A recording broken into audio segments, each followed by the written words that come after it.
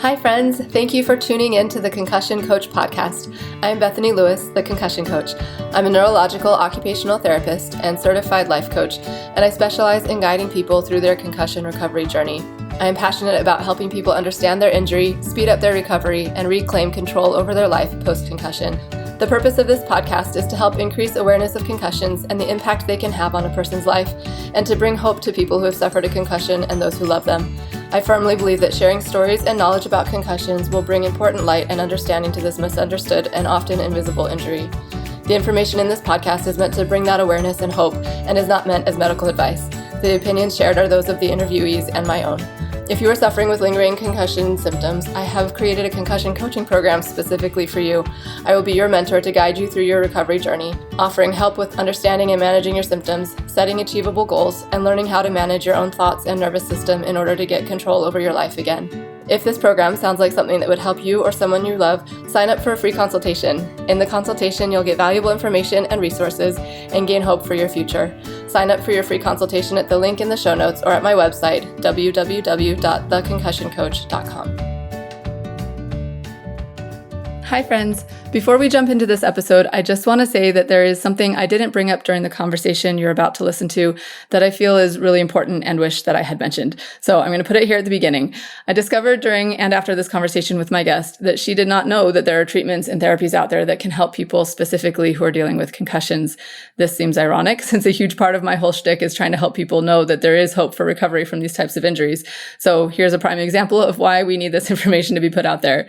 But I failed to mention during my conversation with Fefe that there are places and treatments that can help with post-concussion syndrome. So I'm trying to right my wrong by putting this out here at the beginning. For everyone listening to Fefe's story, I hope you recognize all the good that has come to and from her through her experience and how her openness to growth and recovery have blessed her and others. Her story is beautiful and inspiring, even without having any kind of healing therapeutic modality as part of it.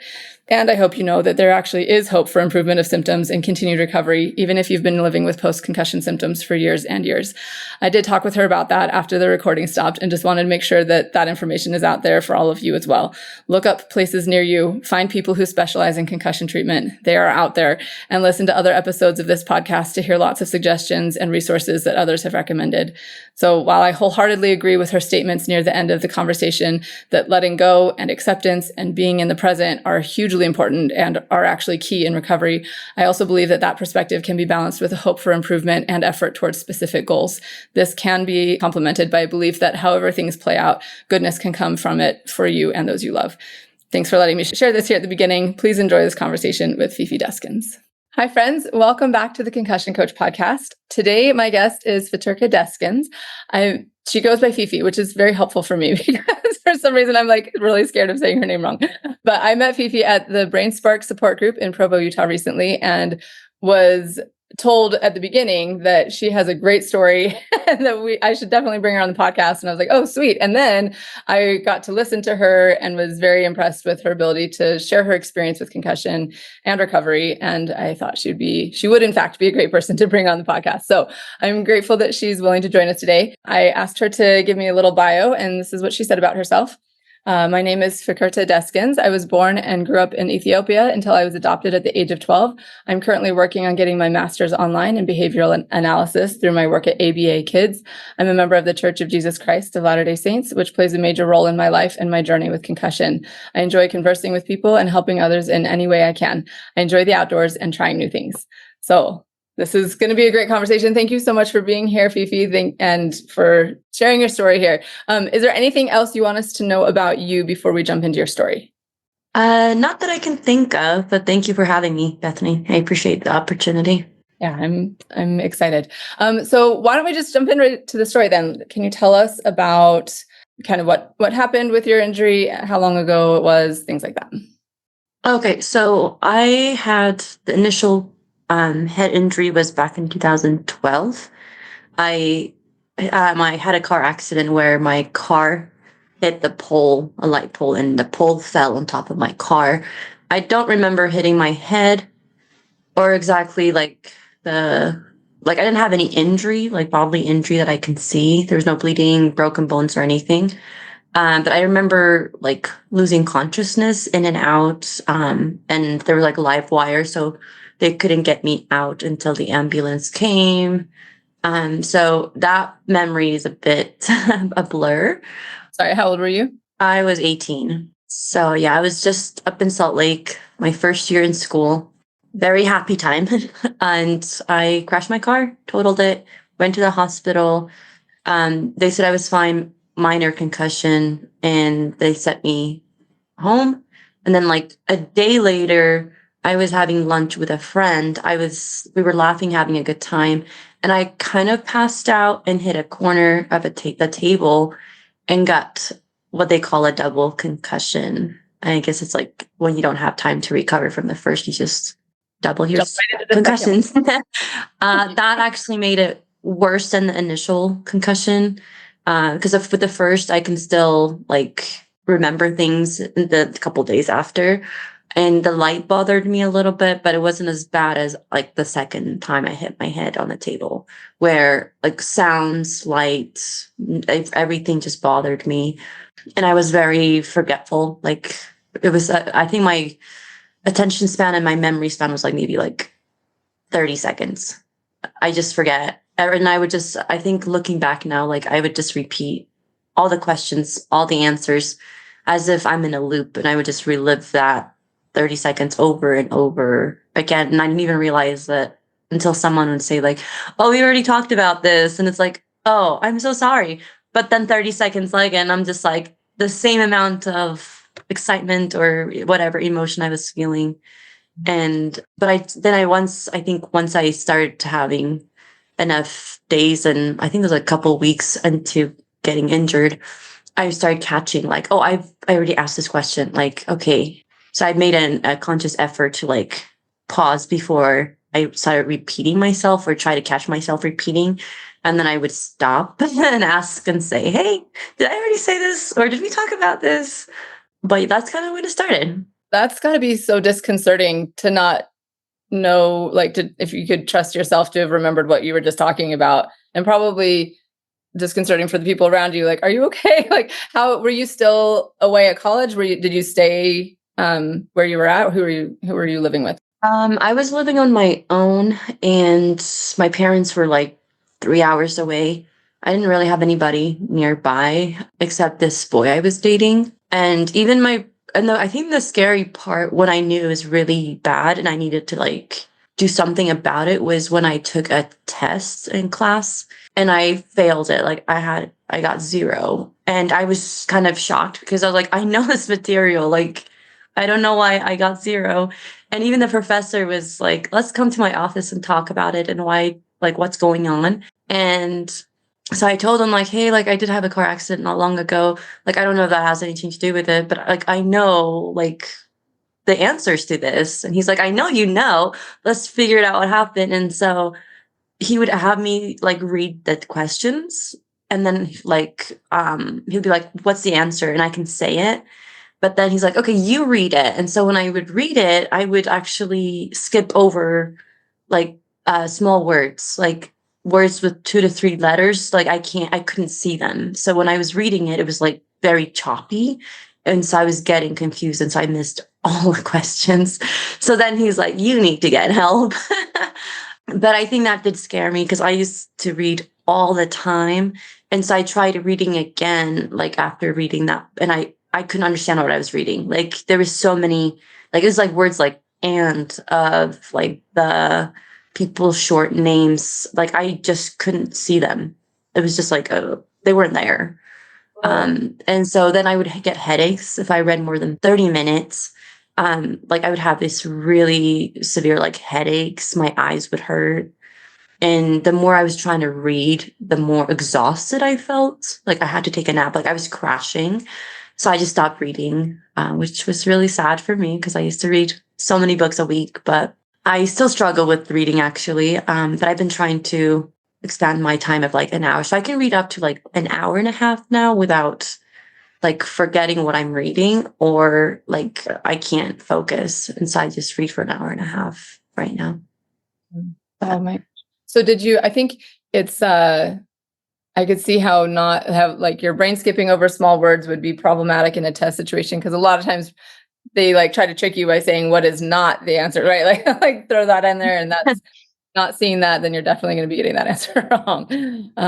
Yes. But really cool that the teacher was so interested in how you like. He knew you. He knew that you knew the Yeah. information concerned, and was able to do that. That's cool. Yeah, the school was really nice about because then I went to the office and talked to them like, hey, we're almost at the end of the semester, but like I can't finish my classes. And even like some of my professor was like, she would have passed the class, but she can't take the finals. And so they send a recommendation letter that I drop out of the classes and without any fee or I think it's like a penalty before you're withdrawing so late. It'll be like on your transcript. But they wrote a letter saying like it's not because I chose to, but of my circumstance. And the school was really good because they were just like, it's okay, like take you can be done and then we can try again the next semester. But I didn't go back to school, like I couldn't do school for 2 semesters. And so that kind of put a big damper on my education and it took way longer to finish my education than my original plan to finish at 22. So Mm. I didn't get my bachelor's until I was 28. So, Right.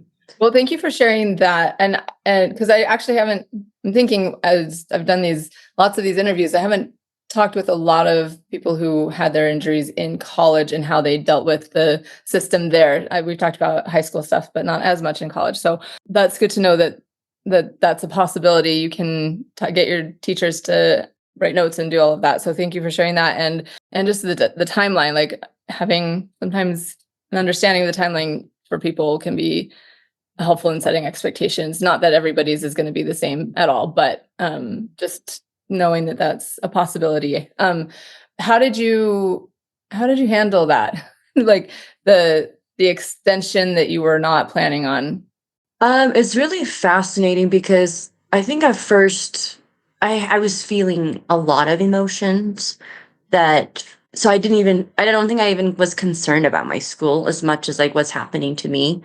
Just because it was so new and I've never gone through anything like it before where my emotions like were just abrupt or just overwhelming and I didn't even know like when they start and there's just like waves that comes I believe like the first 4 months I had to go to therapy just because I would just be like, parents of mine, like, I feel so much and I don't know what I'm feeling. And they come like every second, I'm feeling new emotions. And I'm just like, hey, I feel this way, but try to describe it. And they're like, oh, that's actually anger. And it's like, I don't know what anger is. And it totally shocked me that I didn't even know that. So it was just kind of like trying to sort out what is happening to me was, I think, the biggest focus during that first year.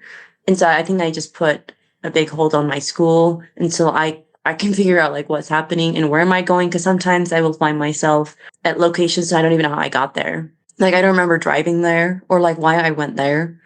And so that kind of would scare me. And it's like, okay, let's figure like what's going on before I would make plans for my future or even for my next week because I'll forget. So yeah, I think the biggest focus was just kind of like talking to my therapist, like, hey, I feel these things. And she would have these emojis like, oh, this is smiley face. When you feel that, that's happy. And this is kind of like the underneath line of situation that you can feel that or express that. Kind of like this is a healthy way to express it. This is not a healthy way. And so she would just kind of like plug in these very clear instructions of, okay, when you feel this thing bubbling up, this is this likely scenario of what the situation is, and this is what you can do about it. And so I started like utilizing that whenever I felt certain things, but it was really frustrating because they would happen like every second. I felt like I was like, wait, I was angry, happy, sad. So it was just like a roller coaster Mm. and trying to be okay. It was, I can't even like tell myself it's okay because I would forget. Like I would call, so I started to calling my parents every day. Almost every hour I was with them just because for one, I think I'm just always curious about everything. And so I think that part of me was still there. And so like my long-term memories were fine. And so I would just be curious, like, oh, like mom, dad, like I'm feeling this. This is so fascinating. Like it didn't really bother me. It was more like why do I feel this? Can you explain it to me? And they would explain it, and it was like, huh, like, that's neat.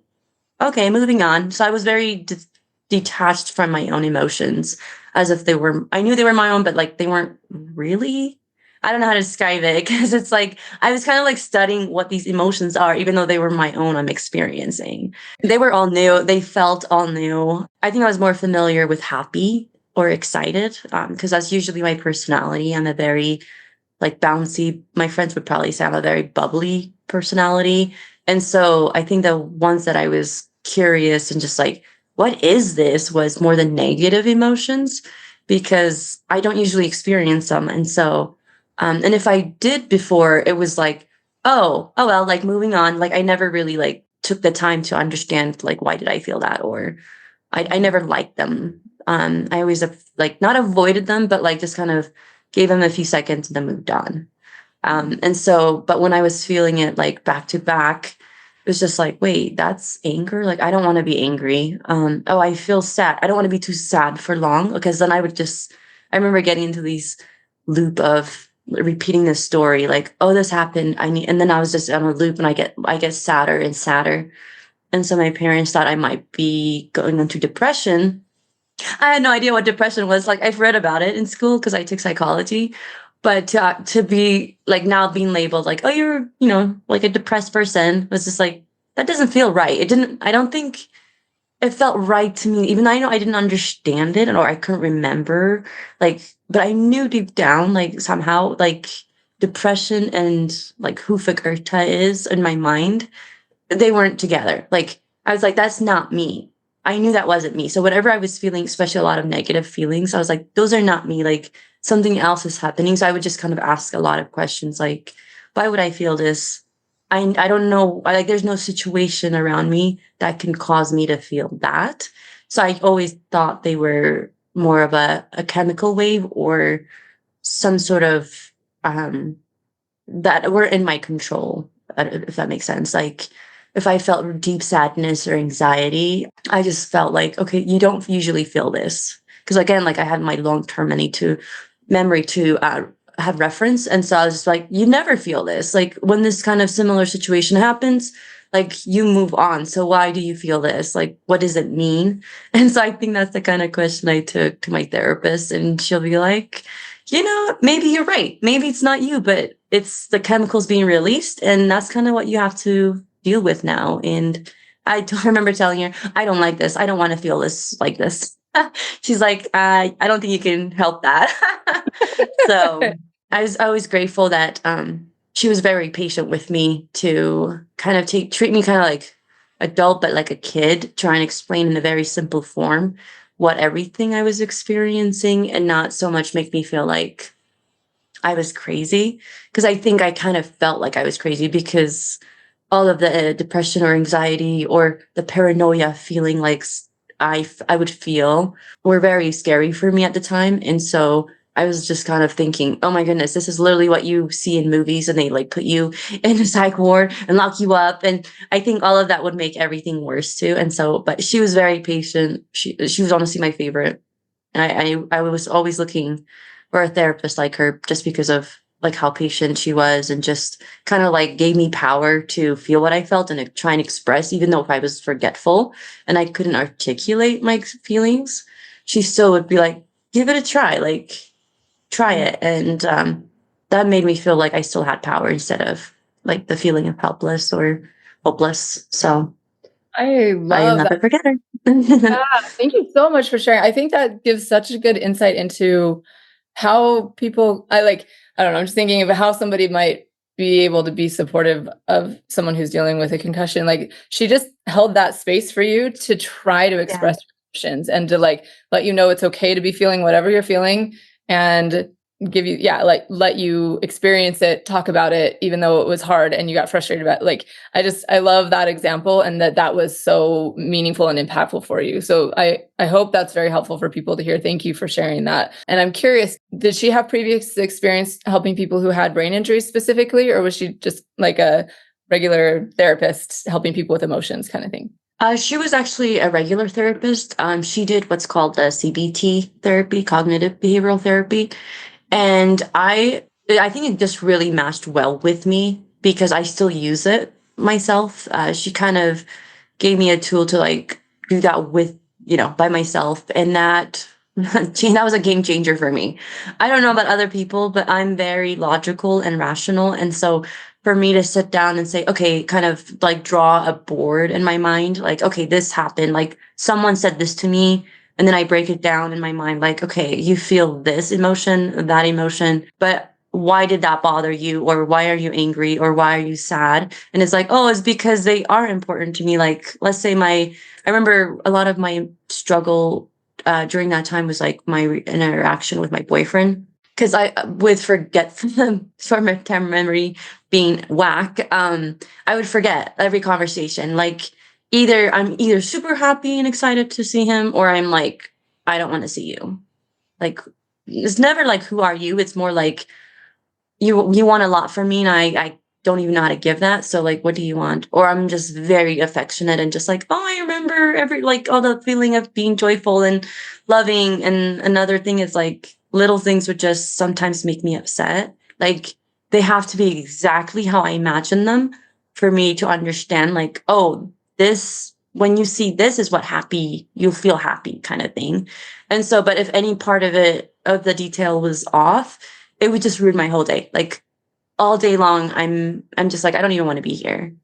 And so then he would get upset because then he's like, I came and did all this like for us. And I'm like, well, like you came 5 minutes late. And so then I would get really upset and just like, I would just shut down, not as affectionate or warm. But then but then the sad part, I think later on, I do wish that part didn't happen, but it was like I would forget completely, as if it never happened. And I would approach him as, again, like nothing happened. Or like I may say things that would hurt his feelings, but like I don't even remember them. And so I couldn't even apologize. And so for years we were dating, like he was amazing. He was a big support of that journey for me. But yeah, that even with him, like he would just act like he would move on. Like he wouldn't use it against me. He didn't try to manipulate me with it. But it was like, again, because I just literally was like a blank. What is that movie, 50 Dates? And he would record the dates for her. It was literally like that, where she would just forget the date. The next day was like a brand new day for her. So with my interaction with him, anything we did the day before, I genuinely couldn't remember. Like even conversations. Because then I would come over and talk to him and be like, oh my goodness, I had the most amazing idea. We're going to enjoy it so much. And it was literally what I said like yesterday. And he would just still interact with me as if he's never heard of it, though, which I think as the year went by and the time went by and I was more like my memories was getting better, I would catch on like, oh, he's being sweet and not like, I already talked to you about this, and not being like, stop doing that. Because that would have been a big pressure to be like, oh my goodness, I'm just repeating myself. Like Mm. that's bad. But yeah, he never made me feel that way. Neither my parents. I don't think I don't think my friends knew, because I kind of just kept to my parents or him, and just my sister. So I wasn't as social as I used to be at that time, because I was still trying to figure out who I was. And I think once I knew that I was repeating myself, I did withdraw from big crowds, because usually I'll have like social gathering in my house and parties, but I stopped doing that just because it was just too much stimulation, and I couldn't even remember each conversation I've had, let alone like with 5 people. I was like, I can't remember your name. I'm so sorry. And so yeah, but that was a big support, like not pointing out like you can't remember, because I think I was hard on myself when I would realize I can't remember something. I was just like, wait, what's wrong with me? I'll forget even I have a concussion and I can't remember. It's like, why did I forget? I would just stare at myself in the mirror and be like, why did you forget? Trying to just like find out logically, like what went wrong for me to forget, because I would forget I had a concussion. Yes. So Yes. So it sounds like the memory issues were one of your biggest concerns in that first bit. And you mentioned the light sensitivity and noise sensitivity. Were there other physical or other symptoms that you were dealing with as well? the other symptoms I dealt with was depth perception. Even this morning, I actually hit my chin on a drawer because I thought it was like away from me, but it was really close. And so I like hit it and I was just like, oh, that was way closer than I thought. And I think that's still there. And that's just where I think something is closer or something's far, but they're not.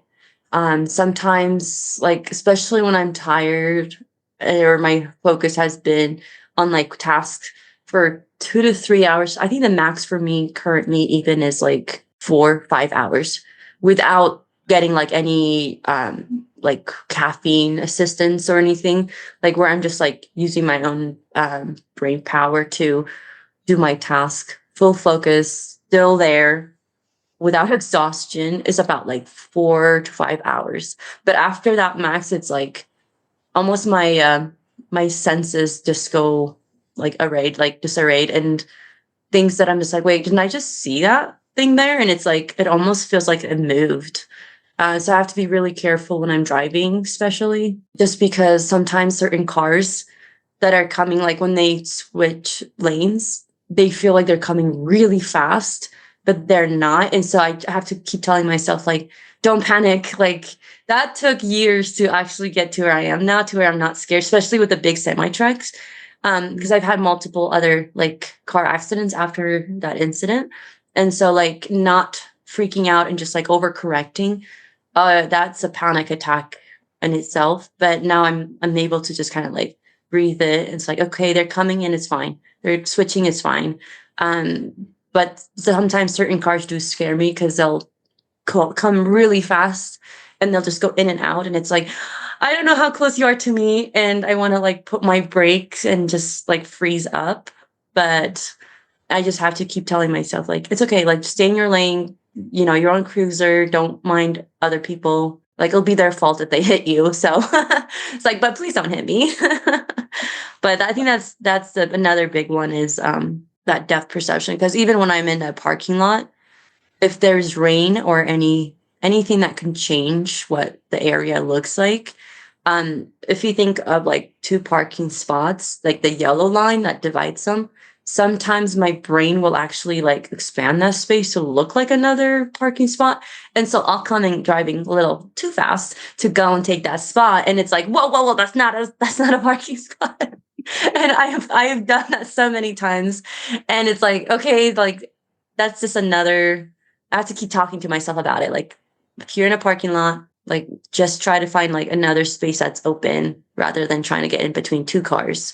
Because more likely for me, it's not a space. It just looks like a space in my head, but it's not a space. And so I've had to put a brake on a couple times. Other than that, I think it's also something I had to deal with a lot back then, was the sense of being overwhelmed. Like, I used to not get scared of my own feelings, but I think when I would sense a situation is too much, I started getting this habit of like shut down, like just sit down, and even just emotionally everything just turn off.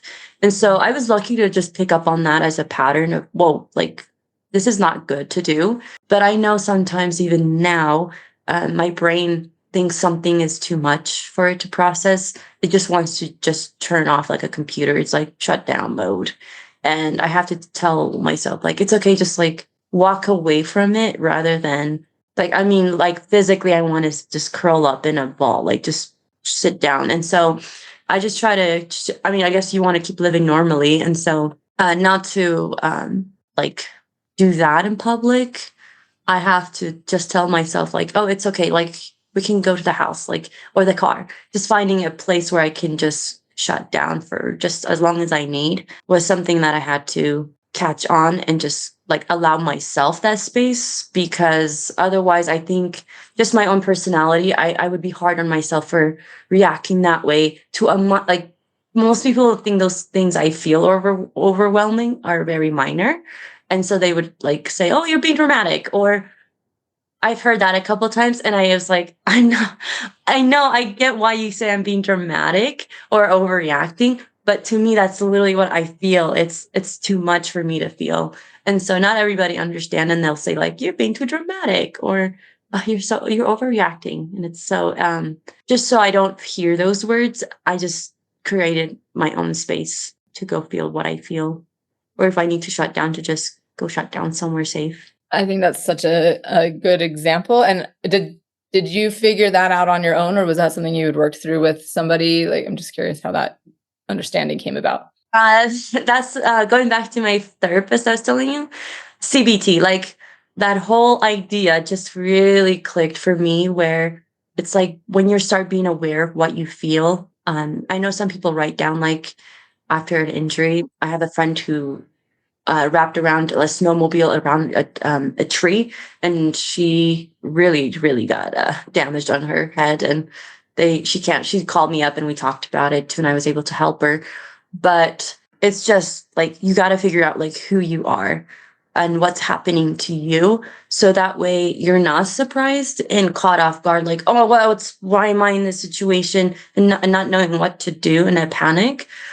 But and so I mean, it took me since how many years it's been, like since 2012, 13 years or something like that, where I have to be consciously aware of like how I feel every single day, how I am, like every, like even my temperature, how is my head feeling, how is my body movement, like am I acting slow, am I too jittery, am I too fast, or am I sluggish? Like I have to know these things just so I know like if there's any odd things happening. It's like, well, something's wrong.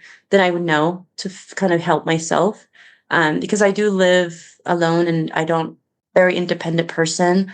And so I don't really have people I talk to these things about, because I'm like, I need to just live, I need to continue life. You can't just have people hold your hands all the time. And so at least that's how I feel, because I'm very independent. But I do know though, like I can ask for help if I need it. But until I do though, like I do like to try and just be really self-aware. Like if anything happens in myself or around me, it's like, oh, that's something I need to talk about or something I need to deal with. And because of that, like that CBT really helped me, like because I'm always in my head, like anything happens, I'm in my head, I'm thinking about it. And now I think I'm an overthinker. I never was that way, but now because I just analyze everything I do, feel, think about, I'm always in my head. And so because of it, I can say like, oh wait, pause, like that's different in me, like I usually am not that way, but that's different, so what am I going to do about it? Oh, I feel extremely sad this week, how long am I going to be sad? Is it 2 days, 3 days? What if I take work off? Is that okay? Like I have to kind of talk to myself like that, because otherwise it's I think 5 years ago I used to be really hard on myself for taking even like one day off, because I'm just like, I should be going to work. Like I'm not sick. Like I'm not coughing. I don't have a fever. I should go to work, but I'm just mentally exhausted. Like I'm also trying to like keep my emotions in control. So I'm not impulsively acting. And so trying to manage all of that and work and have clarity and focus is really a lot. And so, I kind of had to give myself the okay to take, even if it is 2 days off, it's okay. If even on my day off, if I'm not productive, as in I'm not doing my chores or any errands, I also have to tell myself, like, it's okay. Like, be a couch potato. Like, go watch Netflix. You don't want to watch Netflix? That's okay too. You want to sleep all day? Like, I literally have to talk to myself like that, where it's like, it's okay. But again, no, I have to add the but in there because if I give myself too much space of like, don't have to do anything, like, you're sad, you're this, then it can go to be like a week and 10 days and I don't want to do my work anymore. And then it kind of takes you into the place of like, see, your brain can tell you like, see, you don't need to work. Like this is too hard. This is way better. Like you don't have to use that much brain energy to function. And so it kind of likes that state. And at least I think when you have brain injuries, like the less movements you have to do with those gears, you think is that easier, but it's actually the opposite. I find like I enjoy my day when I'm pushing myself to that limit of 5 to 6 hours. And then it's like, okay, now I can actually like be on the couch and I don't feel bad. Like my emotions are actually very stable. I'm not judging myself critically or just being like upset at myself. It's just kind of like, wow, like you had a long day. Like I can keep reassuring myself, like, you did actually pretty good. That was 5 hours of work and you were there for the whole time, multitasking and da da da. And you actually even remember more than you think. So yeah, I think you're gonna be in your head. You might as well like be productive in your head. I love it. Is what I say. Well, I think So that, yeah, you've brought up a lot of, I think, really important and good points. One, I when I first started getting into the coaching, like life coaching thing, I was very, very impressed by, or like, I really resonated with me how powerful our minds are. And like the, like CBT, the thought model that I use is similar to that. It's very like, let's understand the situation that happened and our thoughts about it and how those are creating the feelings that we're experiencing and how our feelings are dictating what we're doing. Like, let's just really analyze it, understand what's going on so that we can choose intentionally about how we want to think and then act around things. And it's very empowering. It's very life-changing. But then when I got more understanding of the nervous system piece and how the nervous system impacts what thoughts we have access to and whether we're shutting down or not. Like, I think both of these are so important in recovery, and that's why I do the coaching that I do. Like, I feel so strongly about it. We need that mind piece, and we need to have patience and understanding and awareness of the body piece as well. So if we're in a super hyper aroused state where we're in that fight or flight, that sympathetic nervous system, we can't think clearly, we can't analyze it, we're just like shutting down. And so we need to have grace for ourselves in that, and we also need to be able to look at it, and when we're past that, that's particular moment, being able to look back and be like, okay, this is how that happened, this is how it played out, how do I want to increase my awareness about it next time? Or like, we just need to have a lot of grace with ourselves and work to understand both the mind and the body piece, because they're both very real. And I appreciate that you brought that out in that. And I think it is hard as well to find that balance of like, okay, I understand that I need this time. I need to take a break, and it's okay that I do that. And I am still worthy of all the love and all of the goodness. And then not let that turn into weeks and months necessarily. So how do you do that? How do you find that balance? Which I know it's going to be different for everybody, and always a thing that we're working on. But are there any things that you've found to help you on both of those sides? I think it's kind of remembering what does resonate with me, like what activities do actually genuinely give me like a meaningful rest or happiness. And so just like so if I need rest or a break for my brain, I try not to put myself in a place where I'm going to be emotionally taxed, like whether it's like, oh, I have to be in social setting. I love people, like I'm a people person. So I don't go be with people when I need rest, because that means I'm still emotionally working is what I call it, where I'm engaged. I have to empathize, sympathize. I have to feel what they feel at, like that kind of level is still work, even though like I'm not using my brain. Like that's emotionally exhausting for me. But then it's like my brain is like, but we still have to look happy and act happy and smiling, and that's still very exhausting. And so having to find things that don't make me feel like I'm working any part of my senses has been like the greatest solution. And I found that like going out alone in nature. I enjoy camping solo, or I go hiking. Sometimes I just get in the car, drive for like 20 minutes, listening to just my own music.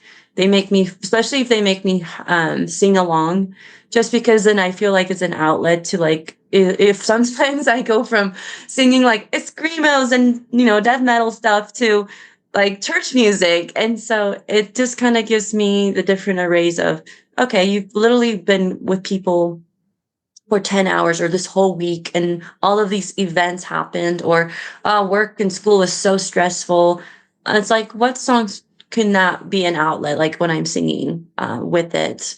And so sometimes you literally see me like honking and just like screaming my head off. And then there's some just like looking in the sky, thinking how beautiful everything is, just because that's how I feel. That in the moment, that's like the different things I feel, and I try to label, like, or at least give them songs, kind of like for their little outlet. And then other things I do is photography. Even though like I do focus when I take pictures, it's kind of like an empty focus. There's no thoughts behind it, rather than just like, okay, oh, that's amazing, like, and still. So there's more of a quietness to that kind of focus. And so, and also pottery, like playing with clay, kind of gives me that same thing of my mind, even though again, like I'm making something and hands on is focused, is movement, it's empty. Like there's no energy that's it's very exerting or draining, but it's actually like kind of recharging myself as I'm doing it. Another easy thing if you don't have access to those things is honestly doing the dishes. Um, it doesn't sound fun, but like the very like movement of the soap and the like touching, just like all your senses is like in this like very soothing momentum, and I zone out, like don't think about anything. And if something a thought comes up, it's more of like a reminisce, not a stressful thought of like, oh, I need to rush. It's not like that. It's like, oh yeah, that happened today. Oh, that was interesting. So and so said that today. Oh, I didn't like that today. And so, but my focus so is still like, oh, I'm making a circular motion with the dishwash towel or sponge. And then there's like the rinsing sensation on my hands that just kind of calms me too. So it's just really finding what calms your nerves. So for me, those are the things. But again, all of it comes down being too self-aware. If you're not self-aware, then I can tell you to go do a bunch of things and it doesn't resonate with you because I don't know you that much, or I don't think people know you as much as you want them to know you, unless you know yourself to say, this helps me, that does not help me.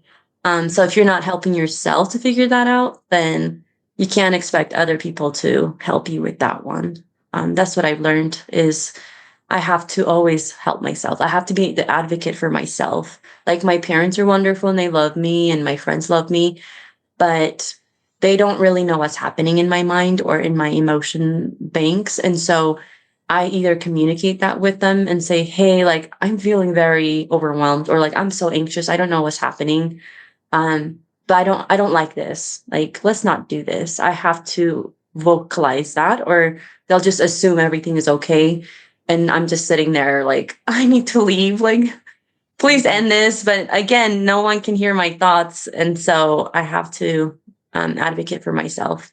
And it's okay to leave some things that is like an event or a situation with, even if with family members, it should be okay to leave, and you should be okay to do it. But you have to, again, go back to being self-aware and Yeah. understanding yourself. Yeah, that awareness is huge, and the self-advocacy is huge. Because it is, people say this all the time, it's an invisible injury. Nobody else knows what's going on in your brain. And I mean, that's honestly true for everybody. Like we don't know what's going on in other people's brains for anyone. So it may just be a good thing to remember always. But especially if you're struggling because you're dealing with a head injury, then and I think one of the things that complicates it is a lot of times people don't have the words to, like they may not even understand, they may not have that awareness, they may not even realize what's going on, what's triggering them, or how their body is responding. So I think it's just kind of probably a matter of getting experience with it and knowing what to say, even if it's just, I'll talk about this with you later, but I need to go away for a minute. Like even if it's like just getting some sort of cue word or something that you can have established that you're like, okay, this is me taking care of me Yeah. right now, and we can talk about it when I have the words for it, but I don't right now. Like having something Yes. established could be helpful, I think. It definitely is. So one thing that I would say that this concussion situation that had taught me very well actually and very effectively is communication. Like the level of communication I've had previously to now is so vast, in the sense of like learning to slow down, like, and think how I feel before I say things. Don't get me wrong, I still say what's on my mind without filter, but when it really matters, so like if I need to communicate something I don't like or appreciate people do, it has helped me to slow down, to kind of be like, okay, again, going back to that CBT, right? Like when being able to say like, okay, when this happens, like that makes me feel this way. I don't like feeling like this. So what can we do not so we don't have that happen?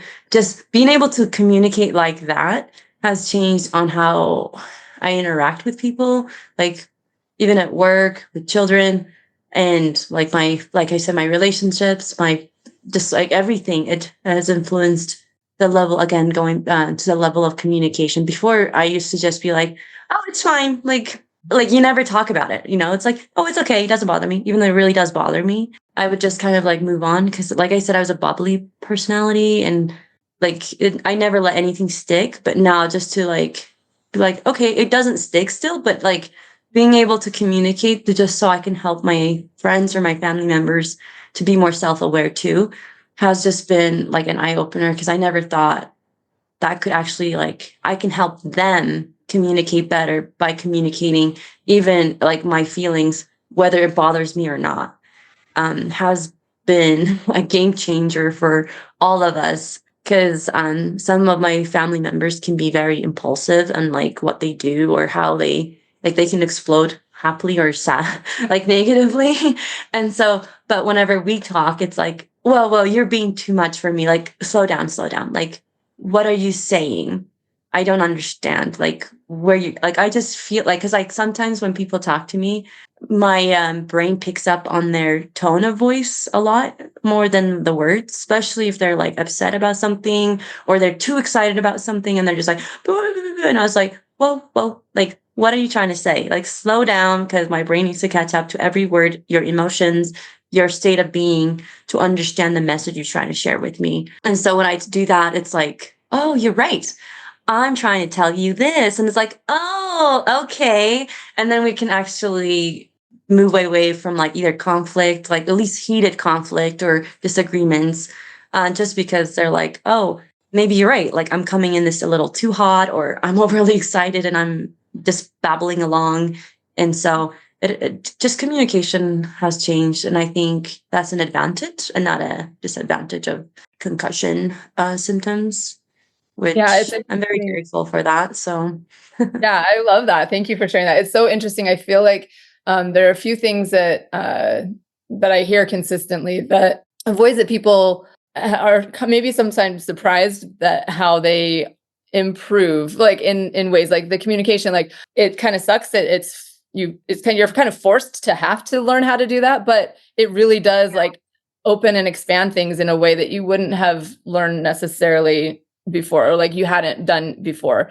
But it does like make you realize, okay, this is how I'm going to communicate, and that communication can be ironically improved, even though it seems like a lot of times the concussion makes communication so much harder. But because it's so much harder, you get so much better at it in some ways. And then I think another thing that people, it kind of in relation to this, is priorities. I find people talk about how like they get really crystal clear on what is important, and are able to let go of things that are not, so much better than they were before, because they know there are limits, and therefore, okay, what is actually important to me? How do I want to live so that I'm aligned with those things?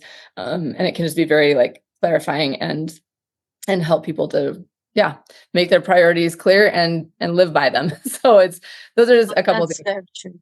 Yeah, I love that you said that because like I'm very spontaneous and very sporadic, even back because I'm just so full of energy. And after my concussion, that prioritizing, Prioritizing, yeah. yes, to really understand like what is the most important things in my life. I don't think I've seen that kind of clarity until my brain got little jiggled. And that's kind of why I said in my bio, like being a member of the Church of Jesus Christ of Latter-day Saint was like a major role for my healing. It just like I had to decide what type of life I wanted to live. And so as I was juggling the big emotional outbursts I felt to be impulsive and just kind of like oh, except like, oh, I got derailed from my life. Like my dream school, my dream career is just like everything that I've ever dreamt since I was a kid was happening. Like in that timeline, like if I had not had gotten that concussion, it was just perfect. Like there's nothing wrong with that life. But when that incident happened, I just remember like the frustration of realization of, oh wow, I am derailed. Like, what am I going to do with my life now? It just like all these questions came up, and having that clarity of like, even though this happened, this is still the type of person I want to be. And these are the important things. Like school, I can do if that's not important to me. Like I can do like once a semester every year if that's not how important it is to me. And then it's like, okay, but how do I feel about myself? How do I think about myself? Is there still love in myself, like for myself and other people? Or am I just going to be so consumed by this incident that like really changed everything for me? Like I pride myself in my memory. Like everyone can tell you, my memory was amazing. Like it's like takes pictures. That's how I remember things. Is it literally just takes pictures for me and stores it. And so I felt like that was just taken away. Like I was such an emotional wreck all the time. And then just like, if I was just thinking like the negative thoughts of like, oh, I can't remember. I feel too much. I don't feel anything. I can't talk to people because I can't remember. Like I'm crying all the time because I'm sad, or because I'm sad, I'm upset at myself. So now I'm mad. Now I'm mad. I don't want to be around people that I love, and I don't find joy in all the things that used to make me happy. Like even seeing a cute puppy was like, I don't want this puppy in my face. Um, so I just remember thinking like, this incident did happen, but that God can make any situation better if I choose, like, let it happen. And so combining that with CBT, like I just learned to like really utilize my belief, my faith, that everything will work out, to stay focused on the positive things rather than the negative things. I think if I didn't really cling on to my faith and incorporate that with like what the doctors were telling me and what my body was telling me, to be more compassionate to myself, I think I think I would have just let the emotion run amok and just make me do whatever it is that I felt doing. Like I was telling you like earlier, I would drive somewhere and I don't even know how I got there. I think I remember I had a choice one point where it's like, okay, you take this path and you're literally like you won't even know where you are. Like you won't get help, you won't talk to people you care about, like you will just disappear somewhere, and you'll be probably homeless or something, just because I just didn't care. And when those feelings came up, it was just like turn everything off, get in this mode of nobody cares, I don't care, I am upset, my life is just not what I want it to be, and I can't even communicate anything because I'm just so frustrated. I did have that, so I don't want to mislead anybody to think I had a concussion and I had this powerful mind to help me recover and heal without any negative feelings. No, the negative feelings were definitely there. I did have bad days where my brain would just be like, why even keep a job? It's not like you'll remember anything. Or it's like why even socialize? Well, you can't even remember to call your family, like there were so many days I can't remember. Like I think that one of the big issues, negative thing that used to get to me a lot was I did nothing. Like my life just felt like there was nothing worthwhile that happened in it because I just couldn't remember. And it would just eat me up, and I would just get so frustrated because it's like all my friends are at this age, like they were done with school, they were married and have children, and here I am, like I can't remember, and it was so frustrating, and it was just like, so why am I even like living it or trying to live the best of my life when I'm falling behind? Those were definitely, that kind of thinking was there. But I just remember choosing, like, even if that is there, I can still walk, I can still move my arms. Like, I had to think of, like, it could be worse. Like, I started thinking, it could be worse, honestly. Like, you got lucky, no broken bones or this and that. Like, it can get better. And I just stayed really close to the church. And I think it just taught me, like, to be, like, merciful to myself and kind, and kind of see like the long term of like, okay, here's a situation, like you did get hurt, you can't remember, you have all these things happening to you, but is this where you want to stay, or is there like a better place you can go? And it's like, no, I want to go to the better place. And it's like, okay, like what kind of path do you want to make? And it's like, okay, so I told this to my friend. I had two little blocks, and I told her, it's like, if you were to meet like the Fakulta, there's like, let's say it's a red block from before the concussion happened. I was like, I don't think I would be friends with you the way you are, because I would not have known how to communicate with you, because I wouldn't have understood all of the things you've gone through in your life that bonds us now, because I can relate to you.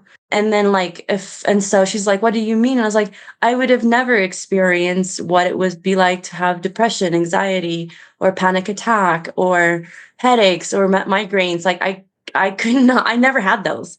I didn't even know what those were. And so like I've heard of them, but I always just thought like an 18 years old, like it never happened to me. So like I can't relate to you, so I wouldn't really be your friend. And I wasn't have been a good of help to you. But because of what happened in that situation, I kind of take it as an opportunity to have reached out to so many people in my life now that I've been able to help with depression. I've been able to talk about what it is like to feel anxiety, to really like kind of meet them where they are and say like, I understand what that feels like, which I never had before. And so I started thinking of it that way, because people did reach out to me, and random people in the store would just say like, like, I'm having such a rough day.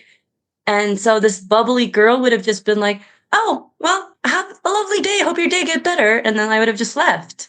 But now it's like, oh, I'm sorry. Like you're having a bad day. Like what's going on? Like, and just like being able to empathize and really listen, has been the most rewarding part of concussion, at least for me, is like, it really slowed me down in a sense that I can actually meet people where they are and see them kind of for what is happening in their life, and engage with them in that level, than just being like a happy my life is going great, like not so affected by anybody else kind of mentality.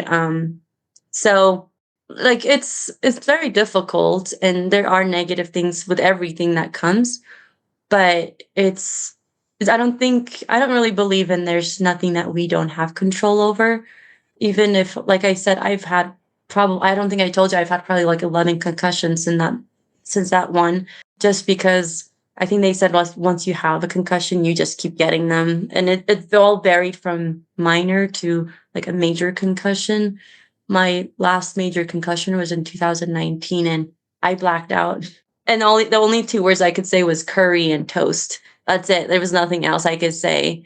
And even that, like, I felt like I was an expert of concussion at that point. It's like, it'll pass, like, kind of like shake it off. But even with that, like, my emotion was, again, like, back to that first time. But I just felt more stronger to deal with that types of things, just because I have been able to work on myself and get to know myself really well through this journey, and being like, oh, just saying two words is not your normal self. So just being, again, being able to comfort myself, like, oh, here we go again. Like, I wonder how long it's going to take to heal from this. Oh, well, we'll just have to wait it out, and not really fight it. That's what I've learned, is like, it will happen whether you like it or not. And so not fighting the, I think you said it in our little meeting where I met you, don't fight the wave, like just kind of like let it go over you, and just sit there. Sometimes it may take a minute or an hour, but being able to just let it go over me was like another lesson that I learned. Yeah, allowing those feelings and emotions to come, Yeah. and know that they're not gonna last forever, although that can feel scary sometimes.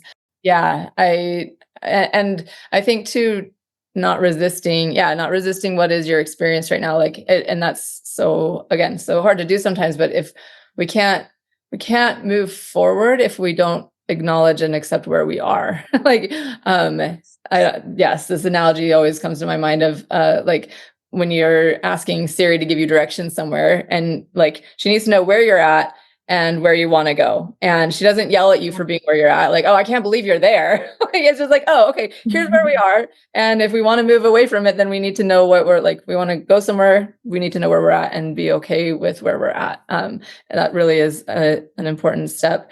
And I so appreciate all the things that you've shared. I think just a couple of points that I want to pull from thoughts that came up for me as you were talking. One of the things that the ability, if we're like on the faith side of things here, the ability I think that God has to consecrate all of our experiences for our good, which again, maybe in some moments we don't want to hear that and we can't hear it, and it's like, well, nope, nothing is good about this, and that's okay too. Yeah. But hopefully knowing deep down, like, okay, at some point I'm going to be able to look back on this and see what has come from it that has been a blessing to me and or others. And the fact that, you know, your memory particularly was something that was so good and such a skill and a blessing, and then to have that be the thing that was so gone, like that just is like heart-wrenching to just hear it. But it reminded me of, sorry, I'll get emotional about it, Job, right? He says, the Lord giveth and the Lord taketh away, blessed be the name of the Lord, right? So it's his plan. And I think even if people don't have a faith in God, just having that a hope, a belief that there may be a greater purpose to the things that we're experiencing, that just makes everything a little bit more doable. And then I do believe, and I've seen it by talking to so many people who've gone through this, to look back and say, okay, yes, there are things that have come of this that I never would have gained except this way. And so I appreciate you sharing your story and the things that you've learned and the experiences that you've had. I really believe this will be helpful for people. And just I'm so grateful for your vulnerability, opening up and sharing all these things. Is there anything else that you want to make sure people have heard or are aware of from your story before we jump off here? I think it's important to when you're either, you know, it's your first concussion or your, you know, 20th concussion, whatever place it is you're on the journey, again a very unfortunate thing. It happens to people, but it's really accepting. You have to accept that it has happened to you, or you're on the journey, and your life will never go back to what you dreamt, like that perfect cookie cutter dream you've had before the injury happened. And so I would probably say, like, learn to let go. I'm probably going to get emotional, but that thinking honestly, like letting go, like not get so attached to an idea of, or a vision of your life 10 years from now, 5 years from now, or whatever years from now, to be exactly like how you want it. Like, let go. Don't like, be hopeful, look forward to the future, but don't make this perfect image of a dream of a life to come so many years from now, and then disappoint yourself when you get there, just because you don't know what life is going to bring you between where you are now, even like 10 days from now. I think I've learned with my concussion, and I still sometimes don't have full confidence or trust in myself and my memories of, oh my goodness, did I really say that? Or did that really happen? I sometimes have to rely on the people around me to remember exactly what happened, because I don't remember. Um, and that can be really frustrating and daunting sometimes, because then I feel like I can't trust my reality, or the things around me, because it's like my reality is slightly distorted by lack of information. And so I just have learned not to set my future in stone. Just kind of take it as it comes. It's like, I want to do this someday. If it happens, great. If it doesn't happen, oh well. Like, I didn't really have a high expectation of it. But just kind of start learning to live in the presence. Like, enjoy the good hours, because the bad ones will come eventually. But if you just enjoy your emotions as they come, like, feel them, be in them, talk to them. They don't usually last very long. If you do that, then fight it. But yeah, I think the biggest one I've learned is just don't get attached to an idea of who you are or who you want to be. Just keep like moving with the little energy you have, or with the thought like, today is Monday or Tuesday. I'm going to make it through this day. Like at the end of this day, I'm going to have ice cream and it's going to taste amazing. And then just keep it there. Don't think about tomorrow. Because that's when I usually derail, is like, oh, I have this tomorrow. Oh, and then on the weekend. And then I get in this loop of like all of the problems for the next couple of days. And then I just wore myself out. Then I have to take a nap. Oh, that's another thing I forgot is naps. Like, please, if you have to take naps, please take naps, because it really helps your brain rejuvenate, relax, like rest. I think of my computer, like my brain, like a computer. My computer has to hibernate and charge for it to function. And the low energy it has, like it actually gets dimmer, like if you think about your computer, just to save energy. And so your brain will do that for you too. Like you'll stop talking, you'll run out of energy when it's about to be on low energy. So just take rest. Like if you can do like 5-10 minutes at work when your lunch break, go to your car, take a nap, a quick power nap. If you're at home, just like make it a habit to let your body rest when it needs to. Because if you push it, it actually gets worse. You can't manage your emotions, you can't manage your thoughts properly, and your memory gets very distorted, and all the bad symptoms you just barely got a hold of and control all of a sudden gets unraveled and you have to do it all over again. So I would probably say that, like, if you need rest, take it. And another thing is, do talk to your people around you. That's another thing that really helped me get through this. And to even this day is being honest about how you feel and like where you are that day. Whoever you're interacting with, just being like, hey, I actually don't have that much energy. Whatever you have they want to talk to you about, or that their energy level, it's like, I'm sorry, like I'm not there right now. Like I want to hear your story or your excitement and I want to be happy with you. But can we like maybe have lunch later or dinner later? And just it's okay to say that and to do that, but you have to have that honest communication. It can be very scary to share that because it makes you feel very vulnerable, but it's better to do that than being like, I can power through this conversation, because then you're not exhibiting the same excitement as them, or you're not empathizing deeply enough for them, so you're not really helping them as much as you actually desire to help them. And so it's like, help yourself first, which is hard for me to do because I'm, like I said, I'm a people person. I want to take care of everybody else, but not myself. So I have to learn that still. I'm learning it. But I think once you learn it, it's like, rest first, eat healthy, be healthy, then you can help more people. Yeah. And then it's okay if you mess up. I mess up all the time. I can't remember things. I'm like, oh, well, can't remember. I met an appointment with people, can't remember it. But it's like a thing now where my friends are like, well, I'll have you. They'll do little backup notes for me. And then they'll text me and it's like, oh, thanks for texting me. I totally forgot that thing was happening. And we just laugh it off. Like just creating humor and not being too serious is also very helpful, because laughter helps you get through like the channels of like negative emotions. So even though sometimes I feel bad that I don't remember my events that I plan with friends, but they'll just text me and it's like, oh, like, I'm sorry guys, I keep forgetting. But it's like now a thing where it's like a Bertha thing. So I'm sure your friends and family would do the same for you. Like if you just have that honest, open communication of where you are and how you feel. Yeah, So yeah. you're not really alone as you think you are. Mm. Thank you for sharing that. I think Mhm. Brene Brown has a book called The Power of Vulnerability, and I think that is a really it is very powerful. It's scary to be open and share what our experience is, but it's the way that we grow and that we connect with people the best. It's pretty amazing. So thank you for sharing that. Really quickly, were there any therapies or things that you did that were helpful or has been helpful along this path? So it's crazy because like I only had one therapy, and I've seen like the occupation therapist after the ER visits because of their recommendation. But I had no idea there was more therapy you could actually get. Like there was like an eye vision place Mhm. that we were talking about, I had no idea they could help you with the depth perception.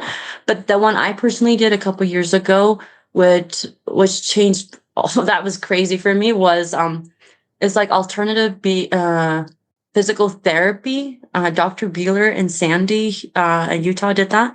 But is where they inflated a balloon up my nose. And so like they put it in and then they inflated it while it was in my nose. And so basically it separates the skull plates for a couple seconds and then it releases it. I didn't believe in it, but it really, really worked. The way he described it is this, like he said, anytime you have a brain injury, as long as it's not like cracked or broken skull, he said what happens is there is an inflammation going on in this area and the plates get trapped and they can't move. And so the neural link is blocked. And so with that technique, it releases it because I think he said the skull is just like pulsating like all the time. But when it gets locked, like all the other areas now have to do extra amount of work because this area is not moving. And so when he did the balloon, it just kind of, I could feel everything popping and I could actually breathe better because I was like, I don't know, that's the way like all the car accident I've had and head injuries I've had, it's just like locked my skull and my neck very tightly. And so when he first did it, I heard a lot of popping sounds and I could breathe better. So my brain was actually getting more oxygen. And the interesting part of it all, which made me go back again, was he was like, "You're gonna get more emotional, just because there were some trapped like chemical and actual emotions there in that located area, and so you'll be very emotional." And I was like, "Yeah, that sounds so fake and everything." And then he said, "You'll have more memories like released," and I was like, "What?" I don't believe that either. But I did have all of that happen to me, and it was even crazy because I told you I was born in Ethiopia, raised until I was there 12. I don't remember my childhood that very much, just because of a lot of trauma I've gone through. But after that therapy he did, I started having floods and floods of memories of my childhood.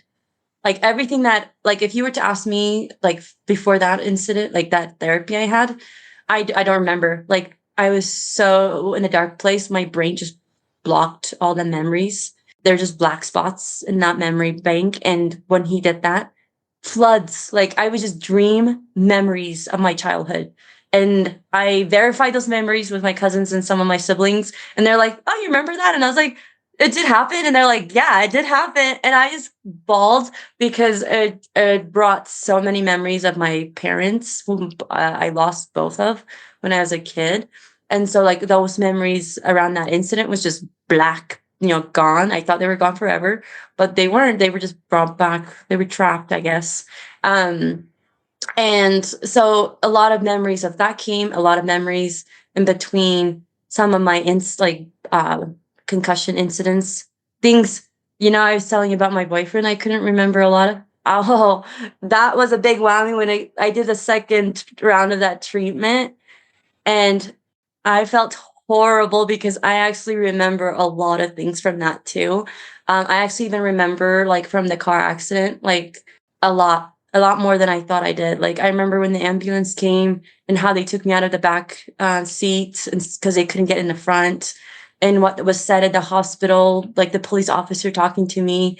Like if you ask me, like when I said my brain takes pictures, I could literally tell you like what he looks like and the nurse what she looks like and what we talked about and how I kept saying there's pizza in my car because I went and got to get pizza when that car accident happened, and I was like, you guys can have the pizza. There's a 2 liter what is it, a root beer in the back. Don't let it go to waste. And I was like on a loop. I would kept saying that, like, and he's like, "Oh, it's okay, like that's for you.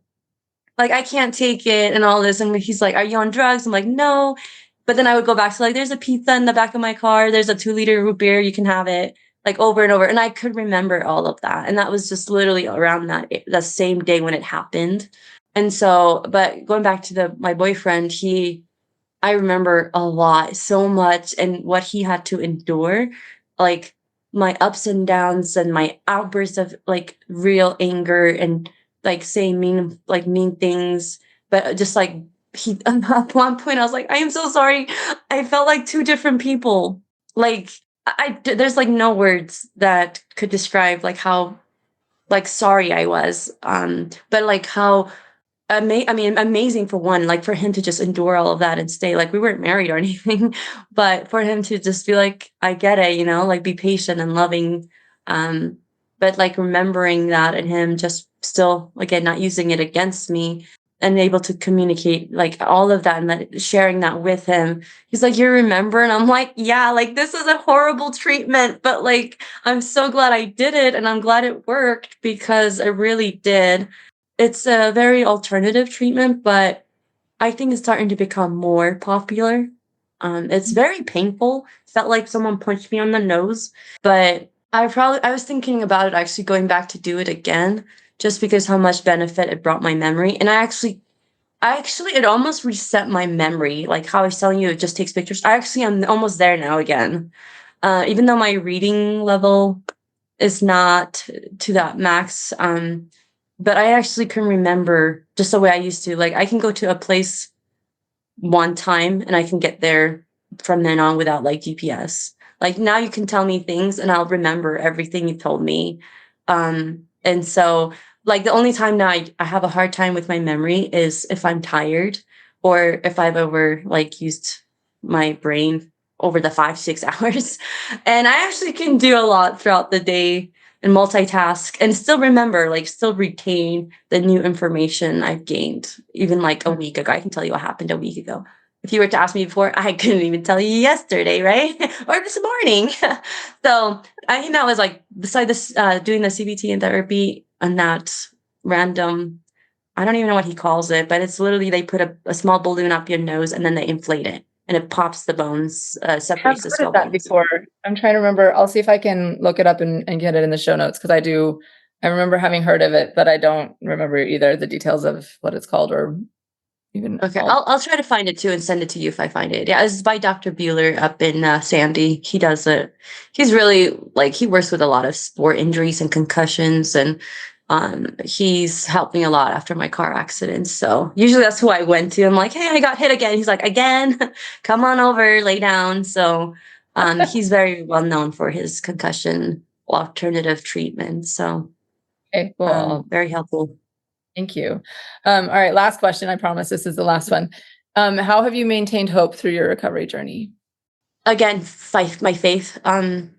I like I was saying, like it's a major part because I stayed close. I can't rely. I learned through everything. I can't rely on my memory, my thoughts, other people's thoughts or emotions or memories for me, but I can believe that God does know me and like even my darkest time, like I just learned to turn myself towards him and being like, hi, like this is what happened. I don't know what's happening. Please help me. Like give me that energy to just make it through one day. Like not like half a day, just any moment of the day and being able to communicate that to him and just finding that I actually get like a boost of whatever area I need to help me get through that day has just proven true every time I've done it. And so I now feel like I have nowhere else I can turn to but God or anything.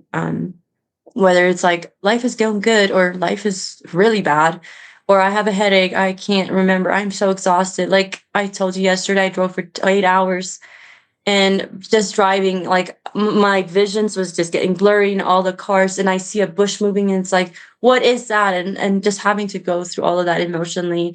I kept saying like a prayer of like please keep my mind clear and very focused till I make it to my house, and I did. And it's all it's a habit of, you know, who can I genuinely rely on when in time of dark, in time of joy, to keep my hopes like up. And I just believe that without Jesus Christ, like I mean, I think he's the very embodiment of hope.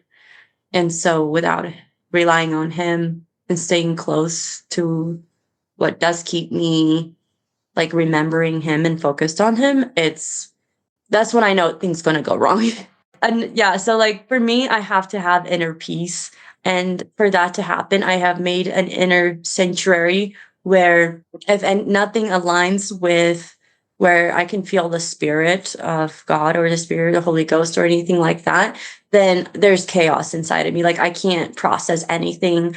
But when there's stillness inside of me, then it's like nothing, nothing can bother me. Like I can think about things and process through things and move on. Like I can handle headaches. I can handle just memory problems, no problem, if my inner peace is still in a good place. But anytime I feel there is a disturbance in, like if I'm too much with work or too much with school or and not letting like Christ, who is my hope and God, then I am a chaos person. I can't function. I literally crash and I just hold my hand to my face and I just sit on the ground trying to figure out like what went wrong. I feel hopeless, helpless. I don't know where to turn. But if I'm happy and looking forward to like my routine of going to church, going to the temple, going to do whatever it is I need to do for my faith. And I almost forget honestly that I have concussion or I had concussion just because it keeps like that's where I'm the clearest is when I'm doing what I'm supposed to do because that's my faith, that's my at my core, that's kind of a big part of who I am. And so again, going back to self, awareness, it's like if you know who you really are and you know where your source of happiness is and where your source of joy and hope and faith and that strength comes from, it's like you can keep drawing from it. But if you don't know where your source is, or you're trying to find a source where it's a very stable, reliable source, then it's you won't be shaken. So the more I found that out, I think I've gained a personal testimony of that. I'm very in a sure place. I am not crumbling and I don't feel like an earthquake is about to happen anytime. Like I said, the semi truck comes in my lane. I'm not quickly freak out. But rather just being like, oh, there's a car coming this way. Like, okay, like it's fine. Or I'm gonna be sad this week. It's okay. At least I'm doing this and I'm meeting this and so and so. So my direction changes to more positive things because again, Christ is about being positive and helping others. So you find more things if you have a very like I'm not sure who your listeners are, but I think whatever faith or whatever you believe in, if you can make that your source for like your main source for strength and turn that focus of, yeah, you do have concussion and symptoms and things you have to channel through. But if you actually focus that much energy towards your source and your faith, you actually almost forget you have to deal with them because you find so much strength from that source. So for me, it's God and Christ and my love for my family and myself that keep me hopeful that everything will turn out okay. And some days are really hard, but if I make it through one day, which I will because I have been doing so, then great things are gonna be coming up my way. And if it doesn't turn out, then that's okay too, because like you were saying, God will turn every situation for my good. And so I have to just remind myself that and believe it and hold on to that, not get so distracted by my pain or my sadness and get swallowed up by the negative emotions. That's so beautiful. Thank you so much for sharing all of this and sharing your story. I really appreciate your vulnerability and and your faith here. I hope it will be helpful for a lot of people. So thank you for being here. Me too. Thank you. I'm so glad you listened in today. I hope you have gained some helpful insights and inspiration regarding dealing with and recovering from concussions. My goal is to create more awareness and education about concussions and the fact that there is so much that can be done to improve life after someone has had one. Help me spread the message by liking, commenting, rating, and subscribing to this podcast, and share it with others who would benefit from hearing it. There are more resources available on my website. And again, if you or someone you love would benefit from concussion coaching, sign up for a free consultation using the link in the show notes or at my website, www.theconcussioncoach.com. Thank you. See you next time, and take good care of that amazing brain of yours.